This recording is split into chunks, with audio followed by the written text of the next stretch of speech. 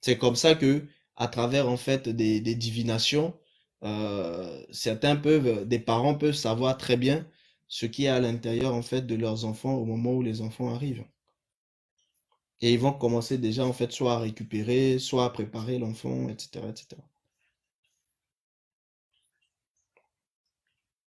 Ok, merci. Et dernière question, avant que quelqu'un d'autre prenne. Justement, tant qu'on est sur ce sujet, euh, est-ce qu'un saint, quand il s'incarne, lui, il a un dharma? Non, les saints ne vivent pas en fait selon la loi naturelle. Donc, ils vivent selon la loi de l'esprit de vie et non selon la loi du péché et de la mort. Donc, or, la loi dharmique et karmique est une copie de la loi du péché et de la mort, c'est-à-dire la loi naturelle. Donc, les saints, eux, ils sont en fait au niveau de la loi spirituelle. Donc, ils ne sont pas au niveau de la loi naturelle, donc ni même en fait au niveau de la loi en fait karmique ni dharmique. Mais par contre, le corps de ce saint-là, parce que vous devez savoir que lors de l'incarnation, vous êtes deux êtres. Vous êtes à la fois un être esprit et vous êtes aussi en fait un être physique. Donc, l'être physique est le temple de l'être esprit. Donc, ça fait que euh, quand vous êtes incarné en tant que saint, vous êtes un être esprit. Bon, et cet être esprit est dans un temple. Bon, maintenant, ce temple-là, qui lui est physique, il va avoir des choses, hein, du système physique qui vont être attachées à lui. Mais le saint, comme il est détaché en fait de ça, parce que c'est sa maison, mais il peut entrer dans la maison tout comme il peut sortir de la maison. Donc, il n'est pas lié à ça, sauf s'il s'attache à cette maison, et dès qu'il s'attache à cette maison, il se retrouve lié. Donc, le saint, s'il vit selon justement en fait les choses des bovins, il sera lié en fait à ça, et donc forcément, il rentre en fait dans les cycles karmiques et dharmiques. Voilà, tu vois, en fait, c'était ça ma question.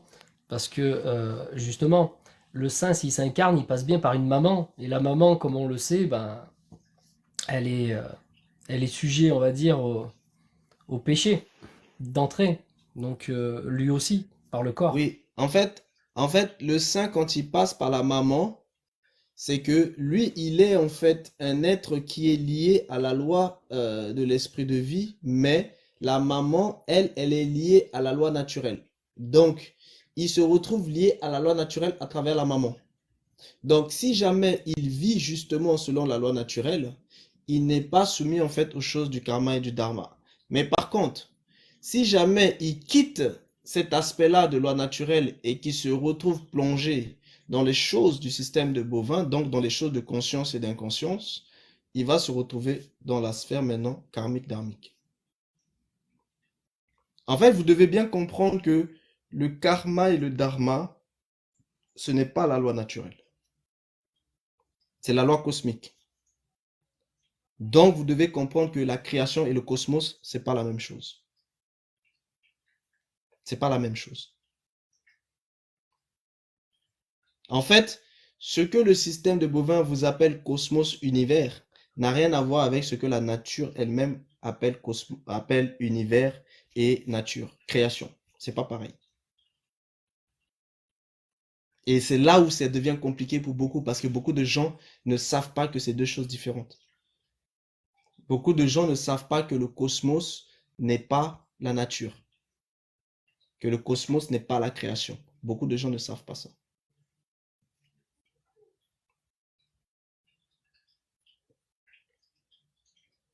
Et c'est là où ça devient complexe.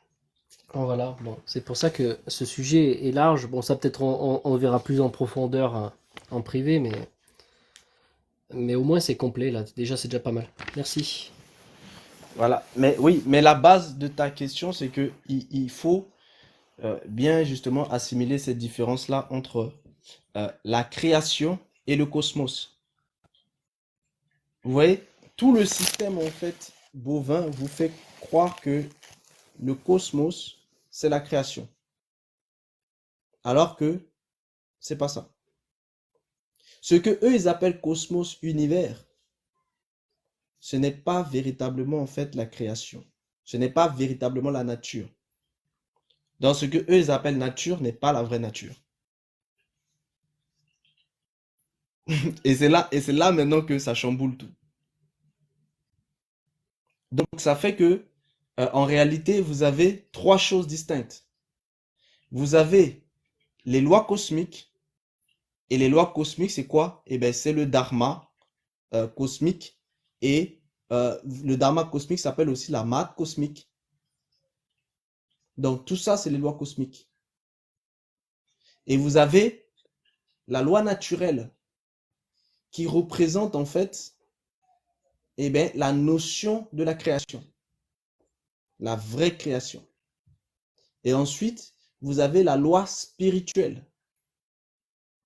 qui représente en fait les choses de l'éternité. Donc, vous avez l'éternité véritable qui concerne les choses de la loi spirituelle.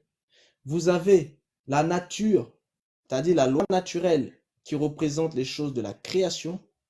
Et vous avez en fait la loi cosmique, dharma cosmique, mahat cosmique et autres, qui représentent en fait les choses du système infini, c'est-à-dire le système des bovins. Ça vous fait les trois types de systèmes différents.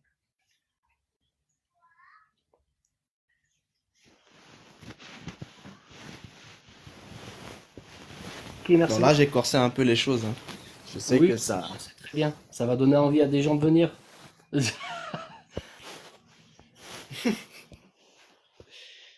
Ah, voilà, bonjour à moi, Agapé. Bonjour, amour agapé. Oui, alors bonjour tout le monde. Déjà un grand merci pour tous ces enseignements, je trouve ça super.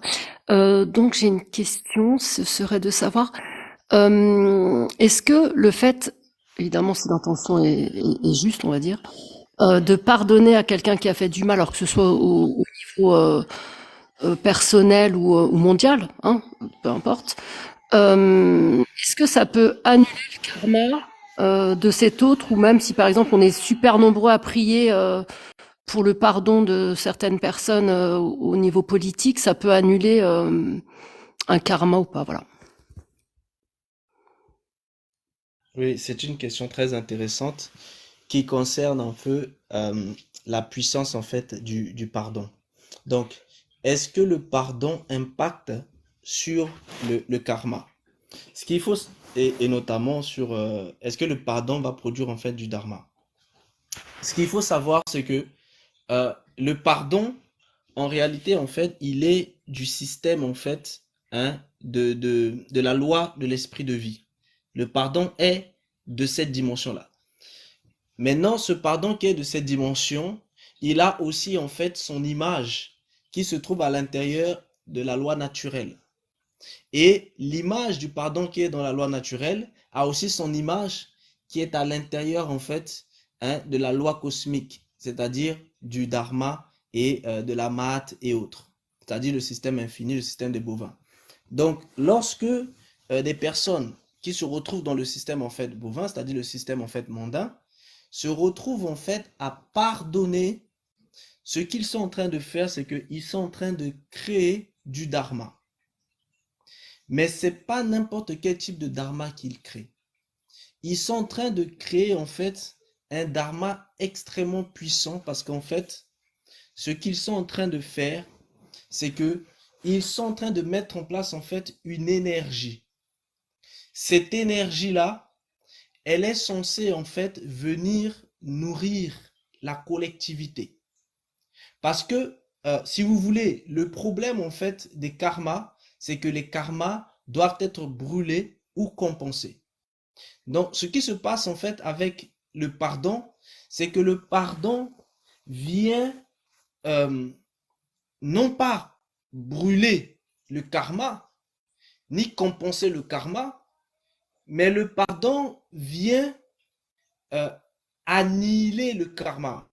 Ça veut dire quoi? Ça veut dire que le pardon, je vais vous expliquer un petit peu en justice. Par exemple, vous savez que quand vous avez en fait deux personnes qui sont mariées, qui veulent par exemple divorcer, Soit ils vont au tribunal et du coup on prononce en fait un divorce et du coup ils sont séparés l'un de l'autre. Soit alors ils peuvent aller au tribunal et on prononce l'annulation du mariage. L'annulation du mariage, c'est quoi? C'est que le mariage n'a jamais existé. Alors que le divorce, le mariage a existé et il a été rompu. Donc le divorce met en avant, conserve l'existence du mariage. Alors que l'annulation élimine même l'existence du mariage. C'est comme si le mariage n'avait jamais eu lieu. C'est comme si ces personnes ne s'étaient jamais connues. Donc ça veut dire que quand il y a divorce, il y a des effets du mariage qui vont impacter dans le divorce. Donc ça veut dire qu'il peut y avoir en fait des dommages-intérêts, etc., etc. Mais quand il y a annulation, il ne peut pas y avoir d'effet en fait sur le mariage vu que le mariage n'a jamais existé. Et bien en fait, c'est un petit peu ça la puissance en fait du pardon. C'est que le pardon en fait, quand il arrive, il annule le karma. Et c'est pour ça que le pardon, même dans le système en fait de bovin, est la chose qui est extrêmement puissante. Pourquoi? Parce que à partir du moment où ça annule le karma, c'est comme si le karma n'avait jamais existé. Donc, il n'y a pas besoin de le compenser ni de le brûler, vu qu'il n'a pas existé. Tu vois, c'est ça la puissance du pardon. Donc, quand il y a un V, mais pour ça, il faut que ce pardon soit sincère. Il faut que ce pardon vienne du cœur. Donc, quand le pardon vient du cœur, quand le pardon est sincère, il peut avoir un effet mais immense et il peut avoir un effet collectif quand le pardon en fait au niveau du collectif.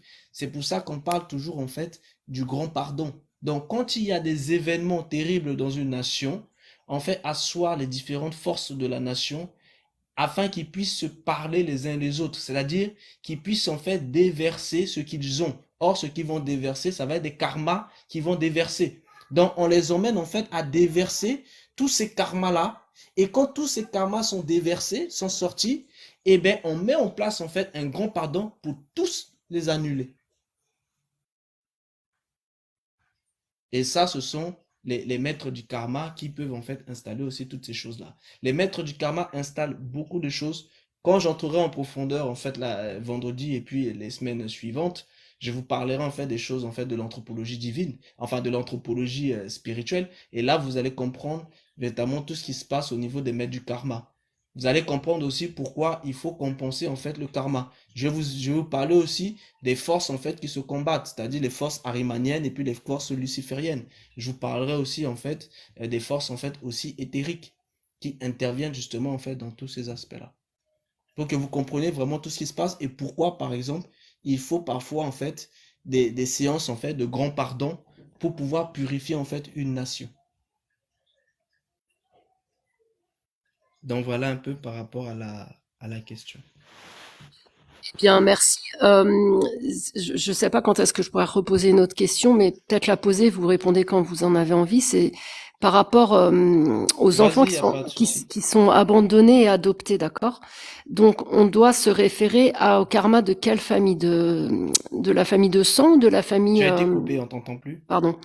Pour, lorsque des enfants sont adoptés, ils doivent se référer plutôt au karma familial du sang, des géniteurs donc, ou bien au karma des parents adoptifs, ou les deux. Ah, ok. J'ai eu un souci avec mon réseau, mais si j'essaie de comprendre, c'est que tu parlais des enfants adoptés. Eux, en fait, on doit se fier à quel karma? C'est ça, hein? C'est bien ça la question. Je, À quel karma on se fie? Est-ce que c'est au karma des parents adoptifs ou au karma, en fait, de leur famille biologique, etc. C'est ça? Oui, c'est ça. Amour agapé? Oui, oui, Ok. Ok. Donc, ici, on est dans le cadre, par exemple, en fait, d'un karma transgénérationnel, c'est-à-dire les karmas familiaux. Donc, l'enfant adopté, le karma transgénérationnel, en fait, il l'a de deux manières.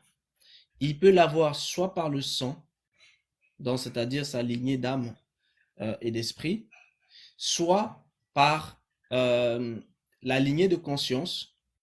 Et cette lignée de conscience, ça peut être en fait, soit tout simplement en fait les consciences en fait de ses parents, ou les consciences qui vont en fait se répertorier sur la lignée, soit ça peut être en fait des consciences qui sont à travers des corps, justement en fait de conscience.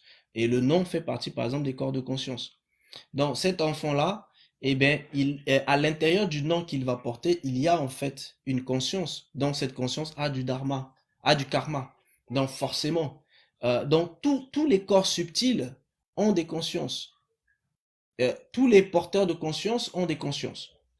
Donc ça veut dire par exemple quand vous prenez le nom d'une personne, eh bien vous prenez. Donc cet enfant qui est adopté, si quand il a été adopté, on va mettre maintenant le nom de ses parents adoptifs sur lui, eh bien il y a la conscience qui est attachée à ce nom-là. Donc il y aura aussi un karma en fait avec. Donc tout ce qui est porteur de conscience, parce que le karma est lié à tout ce qui est conscience et inconscient dans tout le système de bovins. Et donc forcément tous les porteurs de conscience. Donc ça veut dire que eh bien, tout ce qui est porteur de conscience a automatiquement en fait du karma qui lui est attaché, ou du dharma qui lui est attaché, ou les deux. Souvent, bah, forcément les deux, vu qu'il y a le svadharma, qui sera aussi attaché forcément en fait avec. Donc l'enfant en fait, il aura forcément les deux, s'il a le nom de ses nouveaux parents. Mais s'il n'a pas le nom de ses nouveaux parents, et qu'il n'a rien de ses parents adoptifs, parmi en fait ces différents porteurs de conscience, eh bien il récupérera que les choses en fait de sa lignée en fait biologique. Tu comprends un peu? Maintenant, après, il aura des choses au niveau de la personnalité. Parce que les personnalités sont façonnées, en fait, par rapport, en fait, au subconscient. Donc, or, ce qui est dans le subconscient, c'est aussi, en fait, les parents adoptifs qui vont mettre ça à l'intérieur du subconscient de l'enfant. Donc, comme c'est à l'intérieur du subconscient de l'enfant, ça touche le conscient de l'enfant et c'est aussi en fait du karma parce que ce sont des actions et forcément, c'est là qu'il va aussi hériter des choses en fait de ses parents adoptifs aussi par ce biais-là. C'est très intéressant, mais vite fait. Hein. Alors le fait, par exemple, les bonnes sœurs ou je crois les bonnes sœurs, quand elles rentrent au couvent, elles changent leur nom, leur prénom. Est-ce que le fait, même par exemple sur TikTok, lorsque là on prend chacun des pseudos, on crée finalement quelque chose aussi. Donc finalement, si par Oui. exemple je mets de côté mon nom de famille, allez, je le bannis entre guillemets, et je décide de me donner un nom, un prénom, peu importe, ça fait quoi aussi? Tu crées parce que le nom que tu t'es donné, c'est un porteur en fait soit de conscience ou soit de vie. Donc automatiquement en fait, ben, tu lis ça en fait avec une conscience. Si c'est un nom qui est lié dans le cycle des consciences, tu lis avec une conscience. Si c'est un nom qui est lié en fait dans le cycle de vie, tu lis avec une vie. Donc forcément, si c'est le nom est lié en fait avec les consciences, tu crées en fait du karma et du dharma en fait avec. C'est automatique. Parce que c'est le nom de quelqu'un. Ben, ce nom de cette personne-là, de cette conscience-là, et ben, tout ce qui concerne son karma, et ben, sera aussi à l'intérieur du nom, donc à l'intérieur de toi. Donc ça va venir s'attacher à toi en fait. Ah ben, Par j'en exemple, étais sûre. quelqu'un qui décide de s'appeler, il va sur les réseaux et il veut porter le nom de Francis Ngannou, ou il veut porter le nom de Mike Tyson, ou il veut porter le nom de Michael Jackson. Et bien en fait, il va s'attacher la conscience qui est liée à ce nom-là, donc automatiquement, il va s'attacher aussi tout le karma que cette personne en fait avait. Et au final, ça va arranger en fait cette personne. Pourquoi? Parce que plus son karma, plus son nom va être utilisé par des personnes, plus les gens vont partager en fait son karma. Donc lui en fait, si jamais il est dans les cycles de réincarnation, eh ben il aura besoin de devoir en fait épuiser moins de karma vu que d'autres personnes sont en train de le soutenir à épuiser ça. Et ils sont en train de souffrir ce que lui aussi aurait dû souffrir. Donc, chaque fois que vous prenez des noms de stars, sachez que vous êtes en train de porter en fait les fautes que eux-mêmes étaient censés porter. Donc, nos fautes plus leurs fautes, quoi. Oui, Ouais. oui, parce que dans leur nom, il y a leur conscience. Dans leur conscience, il y a leur karma. Et quand vous portez ça, vous portez aussi le karma qui va avec. Et effectivement. Ok. Non, mais frère Réveil, mais c'est grave ça. Ça veut dire que si on voit bien même les noms que nous portons nous-mêmes, sachant que ça vient parfois de nos parents, et les parents, en fait, nos parents ont porté de leurs grands-parents, arrière-grands-parents. Et si jamais les grands-parents n'ont pas encore payé leur karma, donc ça Mais nous vous le tue en payez? fait. Oui, C'est pour ça que parce qu'il c'est y a la très dette grave. karmique. Il y a la dette karmique qui est derrière vous. Mais oui, mais c'est pour ça que vous voyez pas que certains vivent la vie des aïeux sur qui à qui on a donné leur nom. Ils vivent ces vies-là. Pourquoi? Parce qu'ils sont en train de payer justement leur karma. Ils vivent les actions que eux ont provoquées. Donc cause, effet. Dans les effets régentent en fait sur eux et ils doivent accomplir ces effets-là. Ils doivent le brûler. Ils doivent en fait le compenser. Mais ça, C'est c'est pour tout ça que le je vous ai monde, tout ça. dit, je vous ai toujours dit, faites très attention au nom que vous donnez à vos enfants. Parce que c'est des fardeaux que vous mettez sur eux, en fait. Mais c'est beaucoup. Même que ça Eh soit en oui, fait le nom d'un grand-parent ou qui est décédé, qui n'est pas même notre propre nom à nous, qui vient de oui, nos parents. Mais il y a le karma oui, des parents. bien sûr. Et ça veut dire que nous-mêmes, il y a nos karmas que nos enfants risquent de payer ça. Oui, oui, Et c'est pareil pour le dharma. oui. C'est pour ça que Et je si vous on ai décide dit, de ne pas tout ce porter que... le nom de quelqu'un, Oui, c'est-à-dire vous rejetez en fait sa conscience, donc vous rejetez en fait tous les héritages qui sont liés à sa conscience. Mais ce rejet Voilà. doit être spirituel. Mm. Ça, c'est un bel espoir. On peut vraiment rejeter, pardon, excusez-moi. Oui, On peut vraiment rejeter certaines choses et on peut, c'est le dire, en adopter d'autres positives et créer donc des choses merveilleuses aussi. C'est ça, ça donne beaucoup d'espoir, hein, ce qu'on entend là. oui, c'est ça. En fait, vous pouvez justement, c'est pour ça que même dans le système de bovin lui-même, c'est pour ça qu'on conseille aux gens de produire plutôt du dharma. C'est-à-dire, attachez-vous plutôt à des consciences positives. S'il faut s'attacher à des consciences, vaut mieux vous attacher à des consciences positives et non des consciences négatives. Parce que si vous vous attachez aux consciences positives, vous vous attachez en fait au dharma que ces consciences contiennent. Et c'est mieux de s'attacher à ces dharma-là que de s'attacher en fait au karma que ces consciences en fait contiennent. Donc, vous voyez, et les dharmas auxquels vous vous êtes attaché vont venir justement en fait compenser soit vos karmas en fait à vous, ou soit d'autres karmas que vous avez hérités d'autre part. Donc, vous comprenez bien que toute votre vie en fait, en réalité, c'est une question en fait de compensation ou de brûlure de karma. C'est de ça dont il est question. Toute la vie, c'est pour ça que c'est une souffrance, la vie dans l'incarné. Parce que cette souffrance-là, en fait, il faut toujours régler ce problème de causalité, ce problème karmique. Donc vous voyez, mais par contre, vous pouvez faire des choix beaucoup plus excellents. Quand vous quittez le système dharma, le système cosmique, pour entrer en fait dans le système naturel, là, vous allez pouvoir vivre des choses de l'âme et de l'esprit, et du coup, vous serez beaucoup plus fort, et vos actions auront encore plus d'impact dans le système en fait karmique. Votre libération sera beaucoup plus forte. Pourquoi? Parce que vous respectez la loi naturelle, et quand vous respectez la loi naturelle et que la loi naturelle est au-dessus de la loi karmique, donc automatiquement, en fait, ce que vous faites dedans sera beaucoup plus excellent. Et si vous voulez être encore plus excellent, vous entrez en fait dans les choses de la loi de l'esprit de vie. Et là, maintenant, en fait, quand vous entrez dans les choses de la loi de l'esprit de vie, vous n'êtes plus en fait vraiment touché en fait par ces choses-là parce que quand ça vient, vous vous sanctifiez en fait automatiquement. Pourquoi? Parce que vous-même, vous êtes dans un état de sainteté. Et c'est pareil, dans le système de bovins, ils ont aussi, eux, leur autre côté, beaucoup plus en fait dans l'aspect de l'excellence qui concerne en fait les choses de la septième dimension.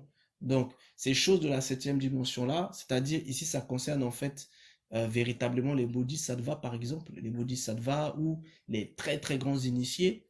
À partir de ce moment-là, ce sont des gens qui ont atteint des cycles où le karma n'a vraiment plus en fait véritablement, bon, pas trop les grands initiés, mais beaucoup plus les bodhisattvas, et en allant en fait au-dessus les grands maîtres, les 12 grands maîtres, à partir de ce moment-là, eux, ils ne sont plus liés en fait aux choses en fait karmiques parce que ils ont déjà accompli en fait un certain cycle et ils sont totalement en fait en connexion avec le cosmos dharmique. Dans cela aussi, le karma n'a pas vraiment d'effet sur eux. C'est pour ça que eux, quand ils s'incarnent, c'est plutôt pour aider en fait les autres à ne pas être trop sous l'emprise en fait karmique. Donc voilà un peu pour que vous compreniez vraiment tous ces aspects-là. D'accord. Mais du C'est coup, pour ça que ceux... Oui, vas-y alors, vas-y, finis. c'est pour ça que ceux qui sont en fait dans le système en fait par exemple de bovins, eux s'ils doivent porter une conscience, ils vont préférer porter une conscience d'un bodhisattva ou porter une conscience d'un des grands maîtres, etc. Qui eux n'ont plus ce problème en fait karmique parce qu'ils ont déjà finalisé en fait des cycles.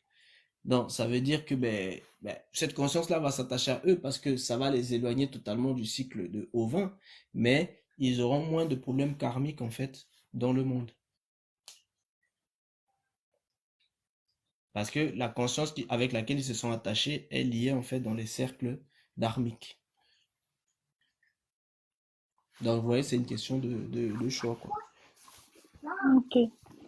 Ok. Du coup, les personnes qui sont dans le système des ovins, ça veut dire que la nouvelle naissance enlève en fait ces personnes-là de, du système du karma, vu que leurs âmes en Ça, fait ont été régénérées. Oui. oui, la nouvelle naissance enlève leur âme parce que leur âme a subi la nouvelle naissance. Mais là, il s'agit de la vraie nouvelle naissance.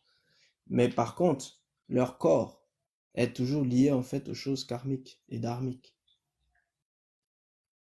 Oui, mais du coup, comment ça se passe du moment que leur âme, c'est vrai que l'âme en fait n'est plus en fait Adam, mais leur corps et le nom qui portent en fait dans Ça le veut, système.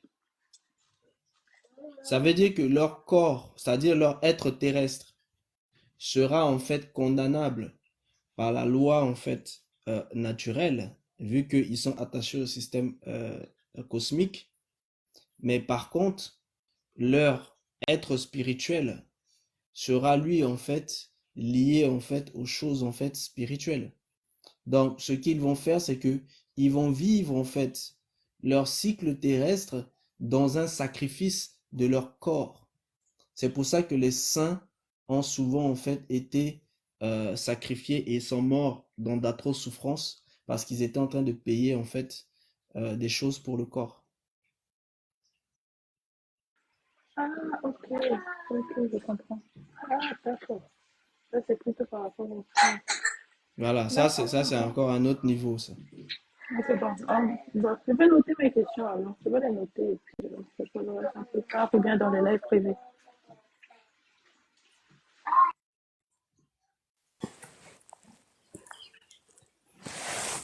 Hello, bonjour Marc. Bonjour, Bonjour, bonjour à tous. bonjour Romal. Oui, je réveille. La question m'a fait Oui, réagir sur le dharma en fait, les noms. J'ai bien compris que les noms qu'on donne, par exemple, les noms des stars qu'on donne aux enfants, tout ça là, les enfants vont porter les, les karmas de ces prénoms qu'on les donne.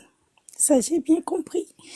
Mais la question que je voulais poser est que pour quelqu'un qui a voulu se séparer de son nom de famille, de naissance, qui n'a pas pu le faire, mais qui a rajouté un nom comme ça, furtif, qui n'a pas d'importance, que sa famille n'a pas porté juste pour, voilà, pour écarter de son nom d'origine. Quel impact ça a sur la personne? Est-ce que la personne a créé son karma? Merci. ok. En fait, ce qu'il faut savoir, c'est que chaque nom est soit un porteur de vie ou porteur de conscience. Ça veut dire que la personne, en fait, le nom, elle l'a forcément reçu, en fait, soit de la sphère de vie, soit de la sphère des consciences. Donc, quoi qu'il arrive, ça vient de quelque part. Et d'où ça vient, eh ben, impactera automatiquement sur la personne. Donc, les effets, justement, en fait, qui sont sur ce nom-là, jouent automatiquement sur cette personne. Parce que la personne porte soit la vie qui est attachée au nom, soit la conscience qui est attachée au nom. Donc, si elle porte, en fait, la conscience qui est attachée au nom, donc elle porte forcément, en fait, les karmas et les dharmas qui sont attachés avec. C'est terrible. Même le nom Oui, qui c'est, n'existe pas. Donc, oui. ça veut dire que le nom que la personne a Il y sorti, a, il veut y dire a, que ça il y vient a de pas de quelque nom, part. il y a pas de nom qui n'existe pas. Ok. Tout nom est soit une connaissance, soit une Ouais. information. La connaissance, elle est vivante, l'information n'est pas vivante. Mais l'information est présente, tout comme la connaissance est présente. Donc, le nom est soit une connaissance, soit une information. Donc, tout nom que vous avez, même si vous avez l'impression que vous avez inventé ça, en Ouais. réalité, en fait, votre invention, si c'est une invention venue de votre imagination, c'est que c'est quelque chose que vous êtes parti prendre dans le monde, hein, de la virtualité sans vous en Mhm. rendre compte. Vous comprenez? Donc, quoi qu'il, ou alors c'est une intuition, c'est une conscience mentale qui vous l'a transmise par intuition à travers en fait vos corps subtils. Et du coup, vous avez pris ça et vous l'avez adapté en fait à vous. Donc, quoi qu'il arrive, vous avez reçu ça ou vous avez pris ça quelque part. D'accord, j'ai compris. Il n'y a rien qui vient de nulle part. Soit ça vient du royaume du Créateur, soit ça vient du royaume des consciences. D'accord. Merci beaucoup. Merci Et beaucoup. du coup, si ça vient des royaumes des consciences, ben, vous avez tout le cycle karmique et dharmique qui est lié avec. Parce que c'est ça la loi cosmique du monde des consciences. Ouais, mais Vu que dharma, c'est pareil que mahat, c'est pareil que, voilà, que toutes les lois oui, spirituelles du système de Bouddha. oui, mais là, comment c'est si ça vient au royaume des cieux, enfin, ou des consciences, c'est là le problème est maintenant. La signature. Chaque entité a une signature psychique, D'accord. énergétique et spirituelle. Donc, Bien. c'est par rapport aux signatures que vous pouvez savoir en fait ce que c'est. Et aussi, vous pouvez aussi le savoir par rapport aux fruits parce que vous allez vivre la vie de cette conscience-là. Et à travers la vie de cette conscience, vous le saurez. Par Ok. exemple, si vous avez un prénom, vous allez faire des recherches sur ce prénom-là et vous allez voir en fait euh, comment, ce qu'il signifie et vous allez vérifier est-ce que vous avez le fruit de cette signification en vous. Si vous avez le fruit de cette signification en vous, c'est que cette conscience a bel et bien agi et elle a porté du fruit en vous. Donc elle a enfanté. Donc elle a vécu en vous. Donc elle vit en vous. Ok. D'accord. Ok. Merci beaucoup. Ah, le karma, c'est terrible, hein. Je vous ai dit, hein, karma, dharma, Non, mais c'est du lourd, hein. ça permet de comprendre certaines choses. Par exemple, la signature et savoir certaines choses, enfin distinguer les choses. C'est ça que, ouais, je dois m'attaquer à ça pour Exactement, savoir. c'est ça. Parce que quand C'est ça. on donne un prénom à un enfant, par exemple, le prénom qui signifie l'argent, de l'or, eh ben, cet enfant, c'est quoi la signature de ce nom, par exemple, de l'or? Mais si c'est l'or, parce que l'or, c'est une divinité, hein. Donc, c'est l'entité là qui est No. sur l'enfant. C'est cette conscience qui est sur l'enfant. What? Pardon?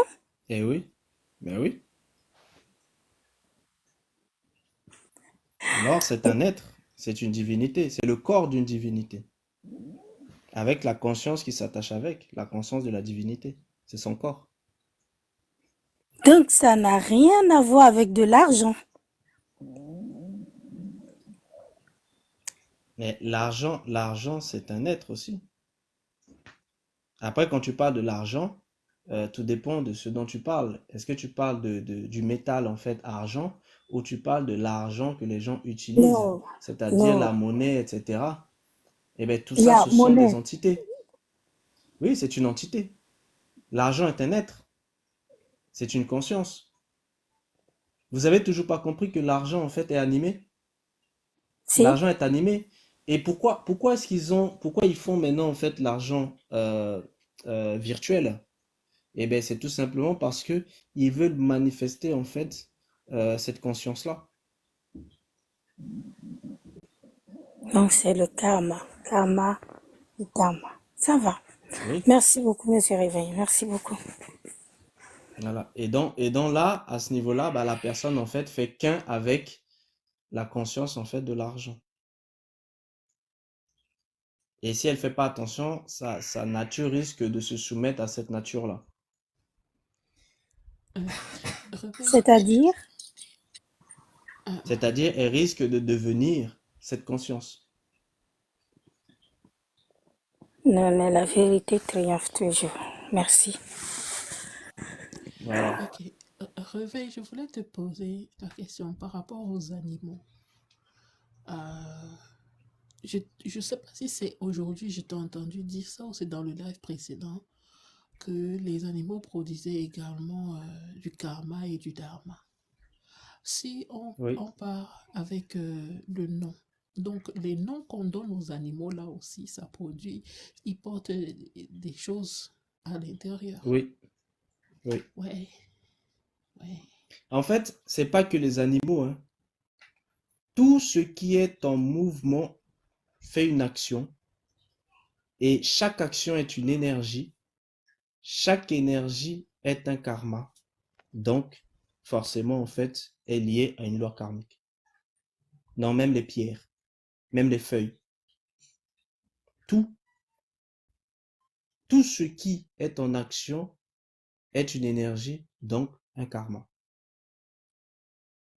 Donc, loi de causalité.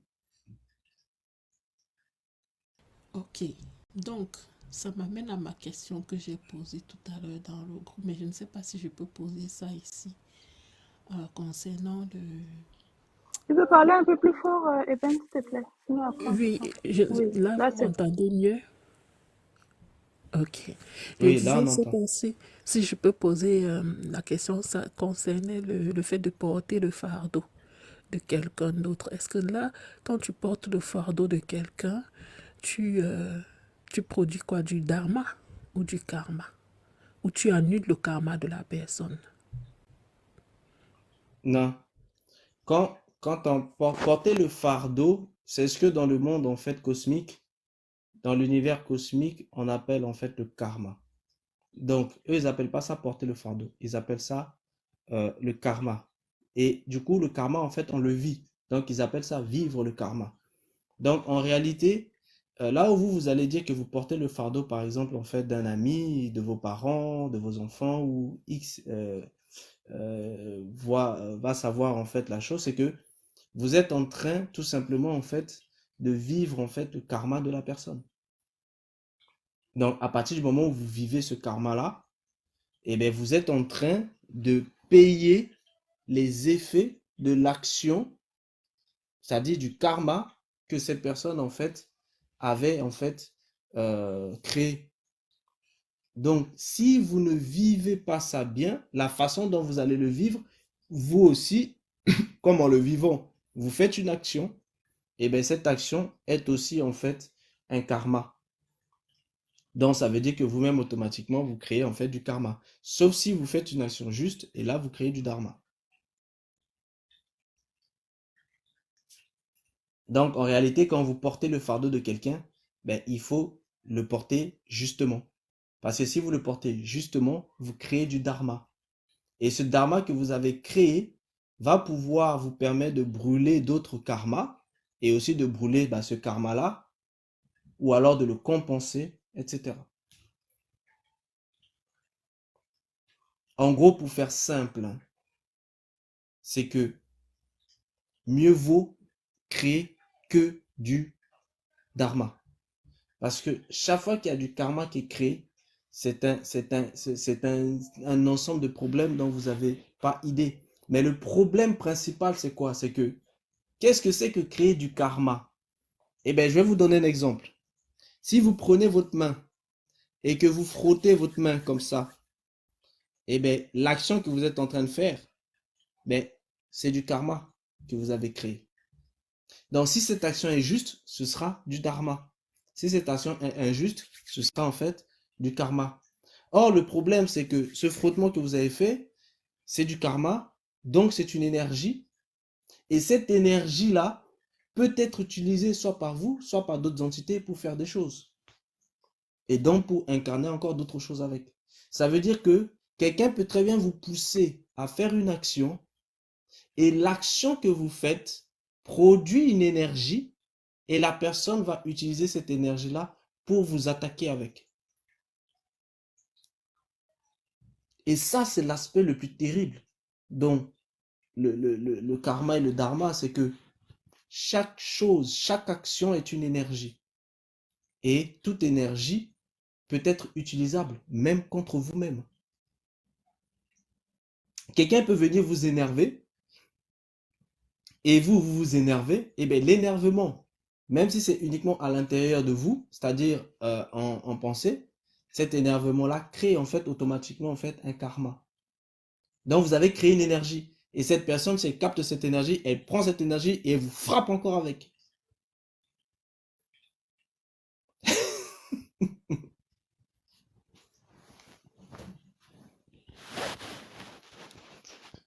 Moi, je vous dis, l'affaire de karma, dharma, là, vous n'avez pas idée à quel point c'est chaud. L'affaire de Karma Dama, là, on va finir au commissariat avec ça, réveil. Franchement.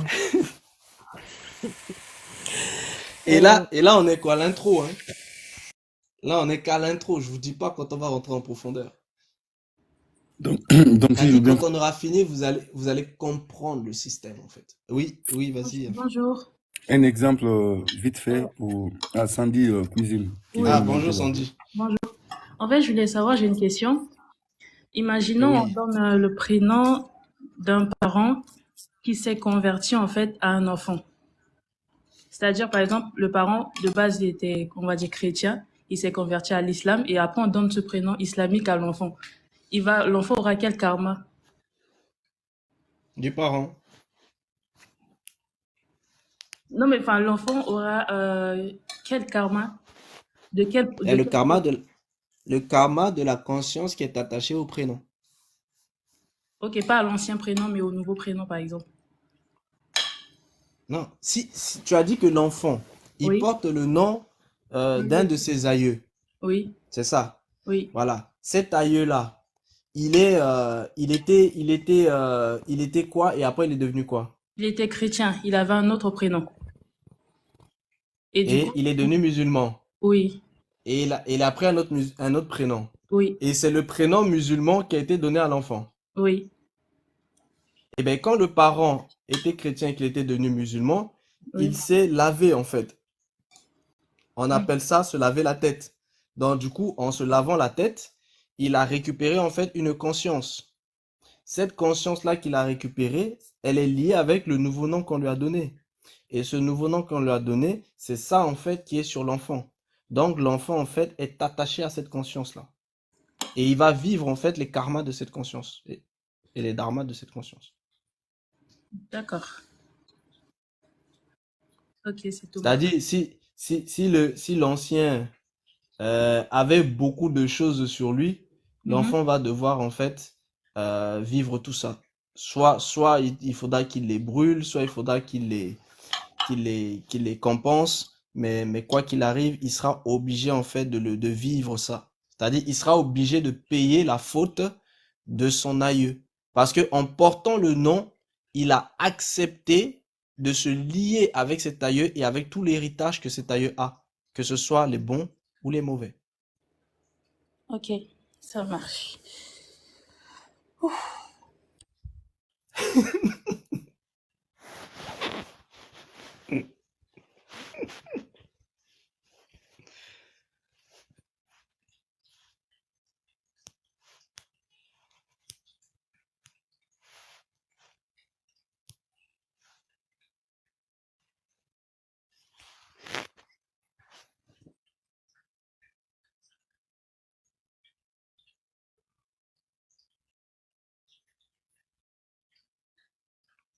Oui, le karma en fait et le dharma, si vous voulez, dans le système karma-dharma, c'est comme si le karma, c'est la loi juste, le dharma, c'est la loi pas injuste, mais une loi de conséquence, c'est-à-dire une loi de cause et d'effet. Et ces deux-là sont des êtres. Donc vous avez d'un côté un être cosmique qui est la loi dharmique, et vous avez de l'autre un être en fait euh, euh, aussi légaliste, mais par rapport en fait à l'aspect de cause à effet. Donc ce sont deux entités. Par exemple, la loi dharmique, c'est elle qui était appelée en fait chez les Égyptiens anciens la Mahat. Et la Mahat est une divinité. Donc le Dharma est une divinité. Et chez les hindous, le Dharma, il a même un enfant. La preuve, Kama. Kama de Kama Sutra est l'enfant de Dharma. Donc Dharma est un être.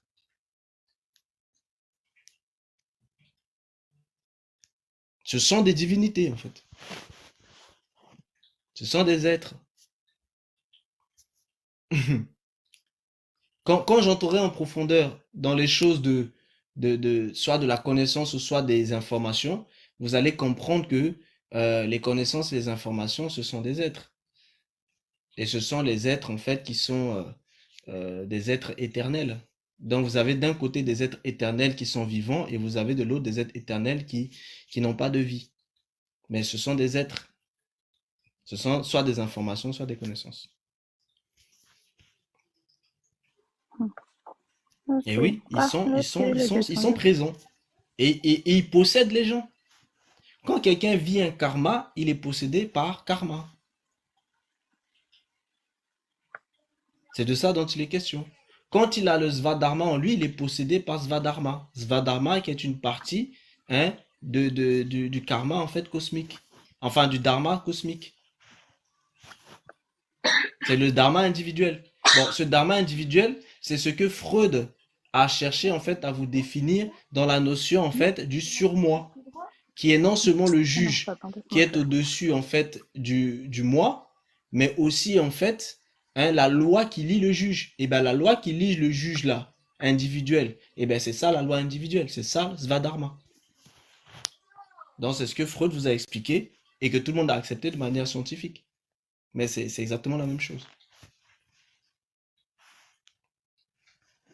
Et de l'autre côté, vous avez votre subconscient dans lequel vous avez en fait hein, des règles, des normes, c'est-à-dire des karmas ou des dharmas collectifs que les gens reçoivent en fait soit par la société, soit par leurs parents, etc. C'est tout ce que vous recevez comme éducation, etc. Ça entre dans le socle en fait du subconscient.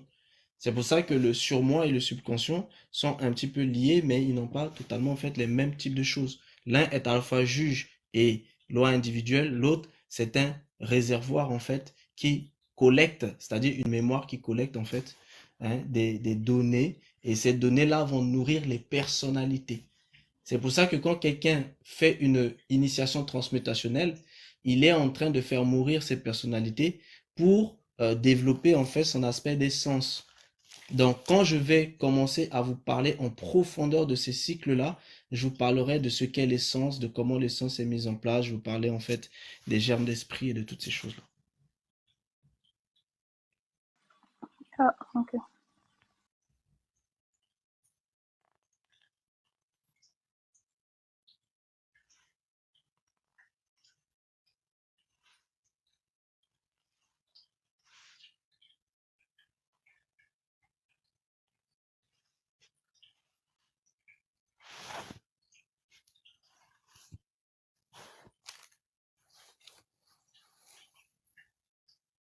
Ok, mais regardez, comment une association est-elle en fait constituée?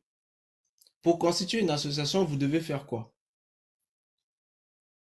Vous devez avoir un statut, avoir des règlements intérieurs, par exemple. Et bien, que ce soit le statut des règlements intérieurs, ce sont des lois que vous avez créées dans du karma, du dharma. Et oui, il y a aussi un âme. Oui, c'est Vous vrai. créez une conscience, vous créez un être Mm, qui mm. n'existe pas. mais qui vit désormais. Et qui est établi à travers des lois, et ces lois régissent en fait une communauté. Donc c'est un dharma collectif et un karma collectif. Et ça impacte sur toutes les personnes qui sont à l'intérieur. Même ceux qui reçoivent que des dons, hein, ça les impacte aussi, hein, parce qu'ils reçoivent, donc ils rentrent à l'intérieur de cette loi-là. Parce que les dons respectent cette loi. Donc l'action qui est le don est une action, donc si cette action est bonne, dharma, c'est les mauvaises, karma, et la personne reçoit ça. Bon, Ok, je vais quand même euh, temporiser un petit peu parce que il y a des secrets qui sont institutionnels. Et voilà, il y a des choses, je n'entrerai pas trop pour l'instant en fait en profondeur. Parce qu'en réalité, cette question-là, si j'entre plus en profondeur, je vais toucher au secret des institutions. Et ça peut être dangereux. ok. J'ai, j'ai une question.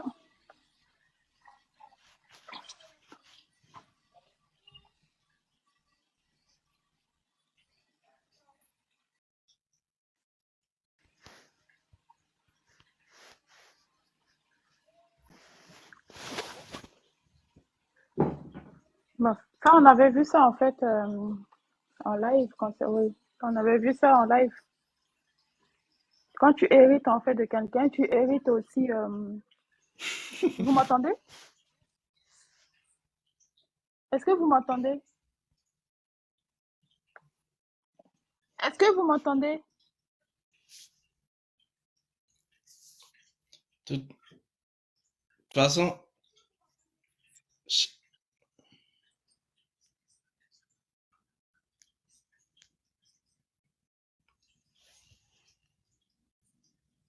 Je sais pas si les gens m'entendent. Je, Quand je j'essaie disais, de parce parler, que la je ne sais question pas. c'était sur les dharmas collectifs et les karmas collectifs. Et du coup, pour vous ramener un petit peu au concret, je vous ai fait comprendre que pour créer par exemple une association ou une ONG, vous êtes obligé d'avoir justement en fait des statuts. Et vous avez aussi parfois des règlements intérieurs. Donc que ce soit les statuts, les règlements intérieurs, ce sont des lois que vous êtes en train de mettre en place. Donc en réalité, c'est du dharma et du karma que vous êtes en train de créer. Et donc, ici, on est sur du dharma collectif parce que ça régit toute la collectivité qui sera à l'intérieur, en fait, de cette ONG ou qui bénéficiera des choses, en fait, de cette ONG. Donc, forcément, toute action qui est faite à l'intérieur, toute action que l'entité va faire, parce que l'entité est une conscience, toute action que cette conscience va faire, c'est-à-dire que quelqu'un à l'intérieur de cette conscience va faire, ça touchera forcément, en fait, hein, les personnes qui vont recevoir. Parce que c'est une action, donc, création de dharma et de karma.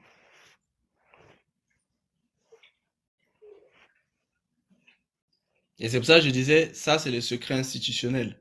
Donc je réponds rapidement, je rentre pas plus en fait en profondeur.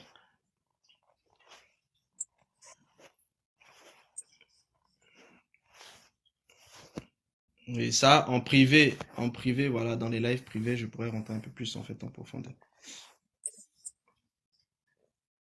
Mais ça c'est le secret institutionnel, hein. Vous devez bien comprendre ça. Et toutes les nations participent à ça. Et c'est d'ailleurs pour ça que les nations encouragent en fait à la création des ONG et des associations. Parce que ce sont en fait des entités qui sont créées, ce sont des consciences qui sont créées, et donc ce sont des dharmas, des karmas qui sont créés.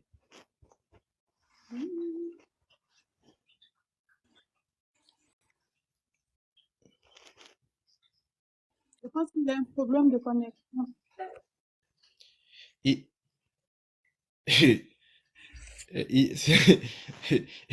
on ne sait pas, c'est la première fois qu'on le voit.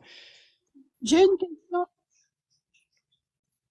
J'ai une Non, question. non, non, faut pas l'agresser. En fait, il faut que tu sortes apprenti. Il faut que tu sortes et que tu reviennes. Est-ce Parce que que les je gens vois qui que sont... tu es aussi en fait dans le bouddhisme. Donc, sors de TikTok carrément et tu reviens. Et là, tu fais ta demande. Tu vas monter et puis tu vas nous dire en fait ce que tu as envie de nous partager. J'ai une question. Est-ce que les gens qui sont en haut m'entendent moi là?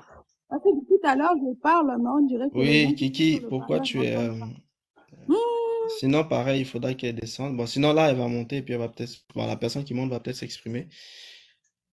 Il vient de monter l'apprenti. On t'écoute du coup, l'apprenti, alors. Mais Avant vous que... m'entendez pas? Non, je parle depuis tout à l'heure, personne ne m'entend en haut.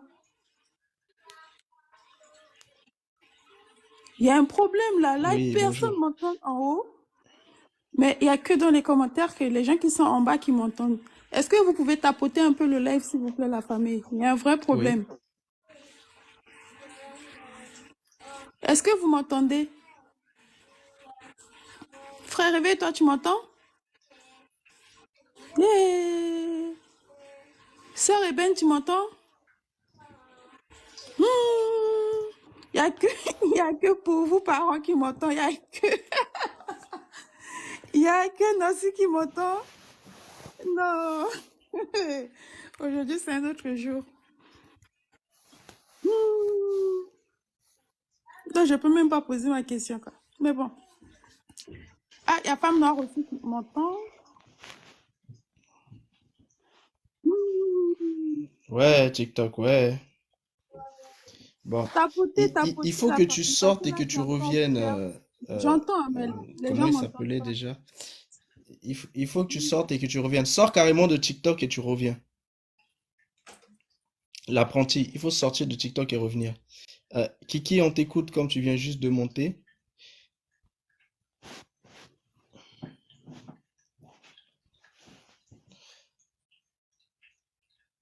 Bonjour Christelle.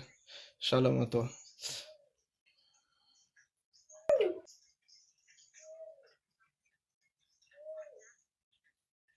Sa connexion, en fait, mais bon, comme les gens m'entendent pas, je ne peux même pas parler.